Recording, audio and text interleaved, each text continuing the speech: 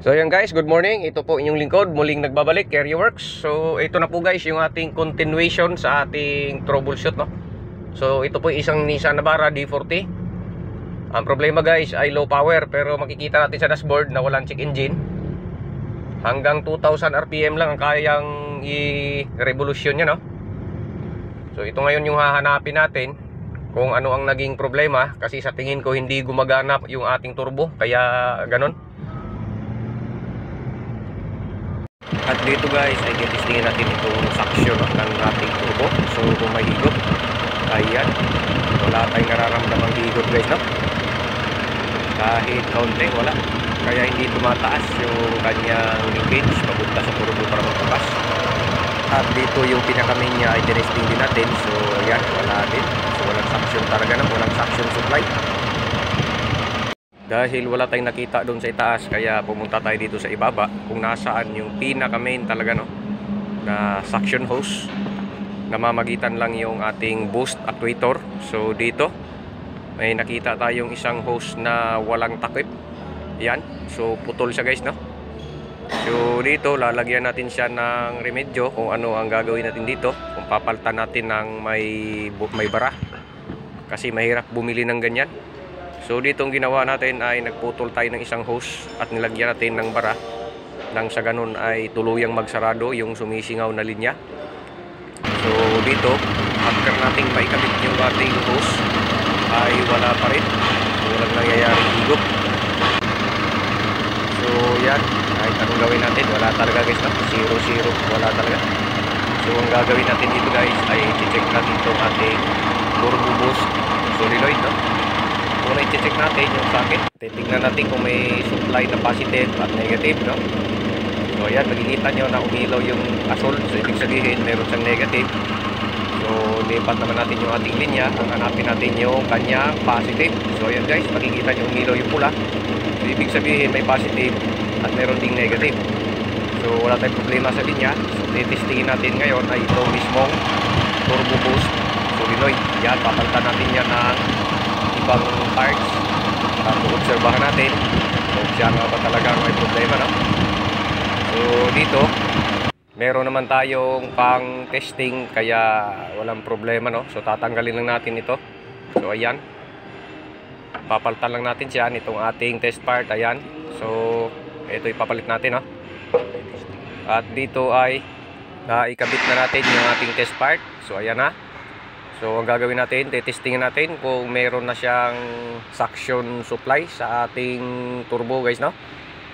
So dito magte-test pa rin tayo. Kung talagang wala ay bababa na tayo doon sa pinakailalim, no. Dahil nandun talaga yung isa pang actuator. Ayan, makikita natin. Dahil sa wala tayong napala sa ating test part ay ganun pa rin ang nangyari guys, no. So effect pa rin. So ang gagawin natin, ito yung mga hose na tatlo. So posibleng nagkapalit yan. So ang gagawin natin, i-correct lang natin itong tatlo, no? Dahil sa ang actuator na yan ay nakalaylay na, kasi marami na rin kamay ang lumamas dyan, kaya nahirapan tayong i-correct ito. So dahil sa mahilig tayo sa patsamba, baka makuha natin sa patsamba ito, no? At dito dahil naiposisyon na natin yung ating kinumbinasyon na hose, so syempre testingin na natin yung ating sasakyan kung turbo ba ay nagana na o ganun pa rin, no? So dito ayan, makikita natin na malinis pa rin, no? Wala pa rin check engine. So kaya ang gagawin natin ay re-revolution natin. Pag yan may lumabas na usok na itim ay ibig sabihin ay napuruhan natin guys, no, yung problema.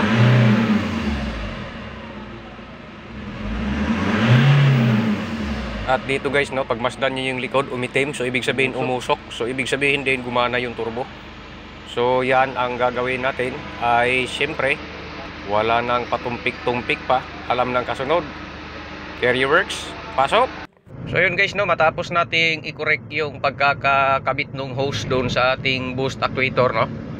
Dahil nakita natin guys na rumble po yung pagkakabit ng mga vacuum hoses, kaya walang supply na higop papunta po sa ating turbo. So kaya siya nag low power guys, kasi yung turbo hindi nagana. So ngayon ito tinetesting natin, nahanap lang tayo ng medyo tuwid na kalsada at hagutin natin ito.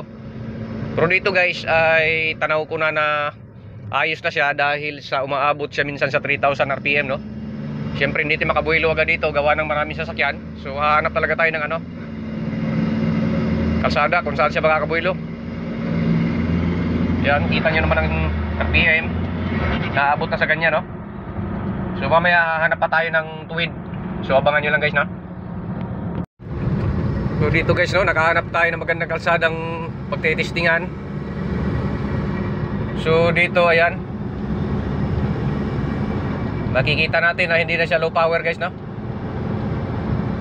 So all goods na po si ating Navara D40. Nawala na po yung low power, no? So ang nangyari guys, yun ay nagkarambo lang pala talaga yung ano, yung hose ng ating boost solenoid, no? So ayun, na-correct natin na wala tayong piyesang pinapalitan. So ito na siya guys, no? So hanggang dito na lang po muna guys yung ating video. Sana may natutunan kayong aral kahit papano. Yun ay basic troubleshooting lang naman, no? So hanggang dito lang po ang video ito. Muli po, salamat po muli sa inyong panonood.